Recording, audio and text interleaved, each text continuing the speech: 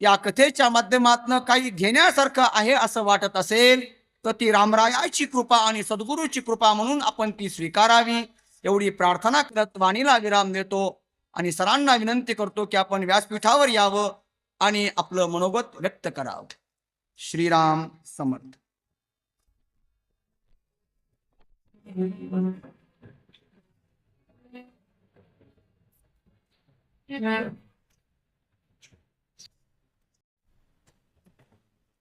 बाबा काशी विश्वनाथ व महाराजांना नतमस्तक हो. माझा हे अध्यक्ष मनोगत मी व्यक्त करत आहे. ही अध्यक्षाची महाराजांची आज्ञा होती. खर तर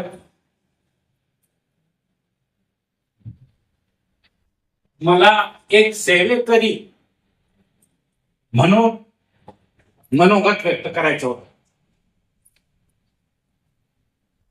आणि महाराजांना मी हेच सांगितलं होतं की महाराज मी पूर्ण जबाबदारीने काम करतो पण मला अध्यक्ष पण नको. पण त्यांनी आज्ञा केली आणि मी त्यांचा आदेश टाळू शकलो. महाराजांच्या मार्गदर्शनाखाली वैनिकच्या तळमळीनं केलेलं कार्य आणि माझे सहकारी सुभाष दादा, गोपाल सोनी, धनंजय वादे यांनी प्रत्येक क्षणाला दिलेली साथ आणि हे व्यासपीठ ज्यावर दत्ताजी शिंदे, ओंकारजी वादे आणि रामेश्वरची माहिती एवढं छानपणे सूत्रसंचालन करणाऱ्या सौ कल्याणीताई देशमुख आणि महत्वाचं म्हणजे अमोल गुरुजी यांचं शब्दांमध्ये मी योगदान व्यक्त करू शकत नाही. आताच आपल्या कथेला येथील सुविद्य पंडित प्रल्हादजी पाटील यांनी हजेरी लावली. त्यांना सोडण्यासाठी मी तिथे गेट पर्यंत गेलो. ते म्हटले तुमचं हे भाग्य आहे. एक एक क्षणासाठी काशीला राहण्यासाठी लोक प्रयत्न करतात आणि आज तुम्ही 7 दिवस भागवत कथेचं श्रवण करताय आणि तेही कोणाकडून? ज्यांच्याकडे विठ्ठलाची नाथाची परंपरा आहे. आणि पुढे म्हणाले तुम्हाला हे सांगतो काशी विश्वनाथ आणि विठ्ठल त्यांची ही परंपरा एक आहे. म्हणजे माझ्या सगळ्या श्रावकांना तुम्ही समजू शकता की आज आपण किती पुण्य या ठिकाणी येऊन कमावलेलं आहे. फक्त 2 शब्दावर महाराजांनी होकार दिला. माझ्याही मनामध्ये कुठेतरी खूप चूक होती की रामेश्वरची कथा फक्त 6 महिने आधीच झालेली होती. तिथे मी 2 दिवसासाठी कथेचं श्रवण करण्यासाठी आलो. आणि त्यावेळेस फक्त सुभाष दादांनी सांगितलं की माझी मनापासून इच्छा आहे की तुम्ही रामेश्वरला 1 दिवस तरी यावं. त्याच्या कधीच्या आधी महाराजांना भेटायला गेलो तर जमलं तर या असं महाराज म्हणाले आणि न येणारे फटाफट सगळे काम झालं आणि लगेच मी कथेला आलो. कथा ऐकली आणि त्यानंतर सारखं मनामध्ये वाटत होतं की नाही हे 7 दिवसाचं श्रवण मला करायचंय. घरी सुद्धा मी सांगायचो की नाही मला ऐकायचंय. आणि मग नंतर अशाच भीतीमध्ये एकदा महाराजांना म्हटलं की महाराज आपण अधिक मास येतोय, उन्हाळ्याचे दिवस आहेत, त्याच्यात मी माझाही स्वार्थ पाहिला की अधिक मासामध्ये काही लग्न कार्य नसतात, काही नसतं आणि त्याच्यामुळे मी पूर्णपणे वेळ देऊ शकतो. तर आपण नियोजन करायचं का? तेही हे झाले की 6 महिन्यातच कथा, दुसरी कथा.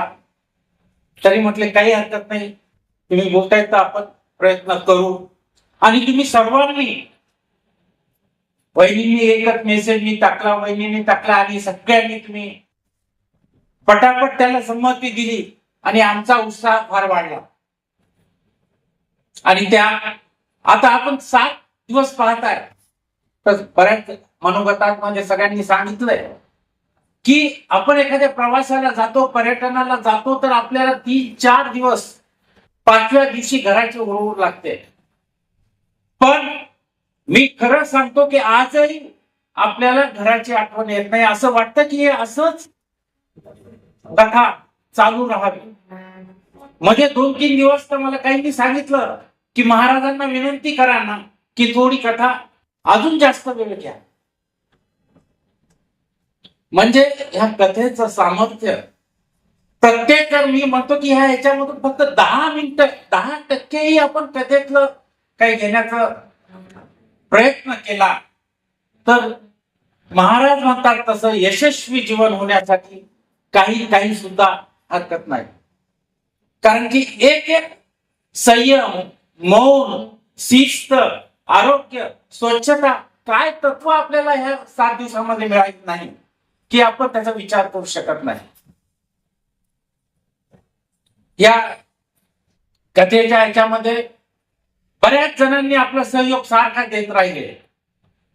ह्याच्यामध्ये लक्ष्मणराव राऊत, बाबाप्रसाद सोनी यांनी सुद्धा आपलं, कैलासजी लोया यांचं सारखं सहकार्य यामध्ये देत गेले. बरेच जण आहेत ज्यांचं मी, बऱ्याच जणांचं नावही मला माहिती नाहीये, प्रयत्न केला सगळ्यांची माहिती घेण्याची, पण बऱ्याच जणांनी मनापासून मदत केलेली आहे, मनापासून सहकार्य केलेलं आहे. पंकजनी सांगितलंय नक्कीच त्रुटी असणार. महाराजांनी सेवेची आज्ञा दिली तर पुढे त्या त्रुटी कमी करण्याचा नक्कीच अभिप्राय. महाराजांची आज्ञा ही आमच्यासाठी सावध्य राहील. आणि मी माझं भाग्य समजतो की ह्या समितीनं, महाराजांना, वहिनीनं मला जे मोठेपण दिलं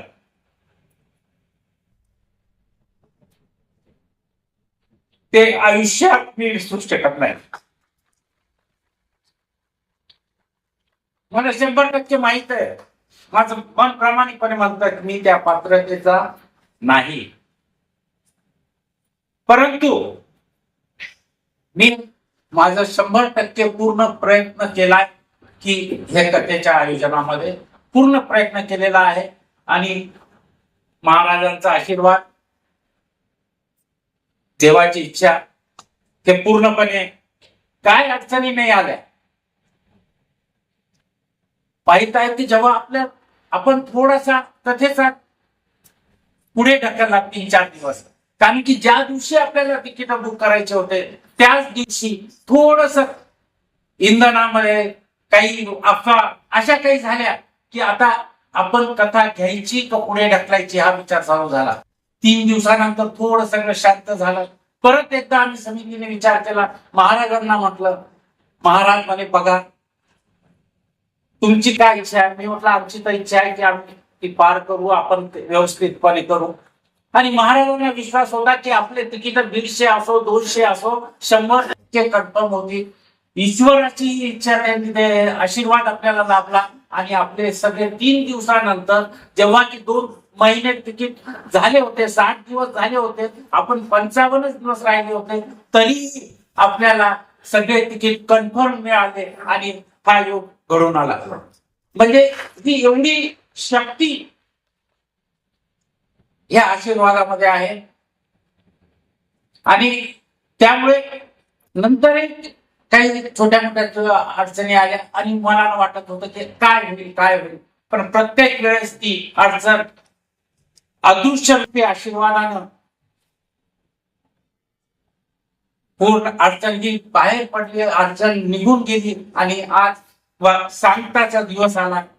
परत एकदा काशी विश्वनाथ, बाबा विश्वनाथाला नतमस्तक होतो, महाराजांना आशीर्वाद मागतो. आणि परत एकदा कधी त्यांनी आज्ञा करावी सेवेसाठी मी सदैव तयार राहील.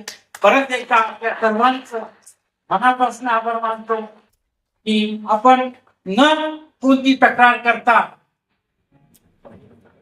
काहीही हे असलं तर न तक्रार करता सगळं चांगलंच आहे, सगळं चांगलं आहे म्हणून तुम्ही त्याचं श्रवण केलं, सगळ्या राहिला कथेचं श्रवण केलं.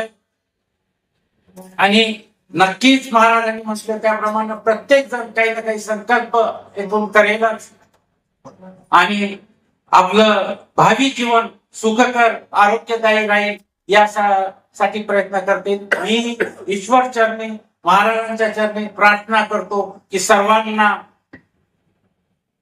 पुढील आयुष्य हे आरोग्यदायक राहो आणि आपल्या संसारामध्ये यश मिळो हीच ईश्वराची प्रार्थना करून मी माझे 2 शब्द संपतो.